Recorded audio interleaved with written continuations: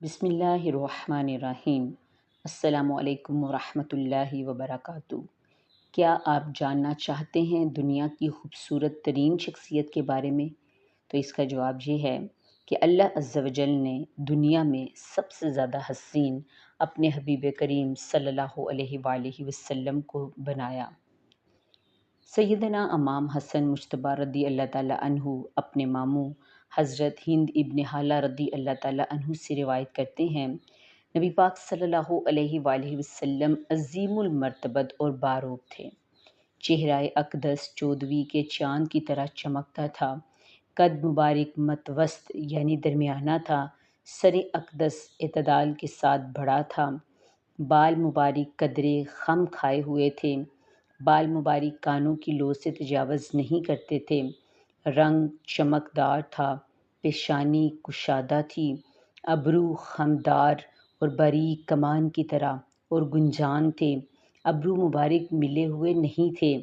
ناک مبارک باریک اور ہلکا سا ابھرا ہوا تھا، داڑھی مبارک گنجان تھی، آنکھ مبارک ایسی کہ ایسی آنکھ اللہ نے کسی کی بنائی ہی نہیں، آنکھ مبارک کی پتلی خوب سیاہ تھی، پلکیں مڑی ہوئی تھیں، سرخ دھاریاں تھیں آنکھوں میں، رخسار مبارک نہ بہت زیادہ پچکے ہوئے اور نہ بہت زیادہ گوشت سے بھرے ہوئے تھے، دندان مبارک آبدار تھے، ان کے سامنے کے دانتوں میں تھوڑا تھوڑا فاصلہ تھا، ہونٹ مبارک تراشے ہوئے گلاب کی پنکھڑی کی طرح، سینے سے ناف تک بالوں کی باریک لکیر تھی، گردن مبارک اتنی خوبصورت جیسے کہ تصویر میں موتی تراشا گیا ہو، رنگ مبارک چاندنی کی طرح سفید تھا، پیٹ اور سینہ مبارک ہموار تھے،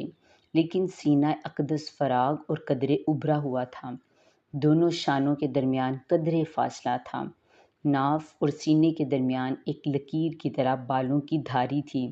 کلائیاں دراز تھیں، ہتھیلیاں نرم اور فراخ تھیں، پاؤں کے تلوے گہرے اور قدم ہموار تھے۔ سبحان اللہ۔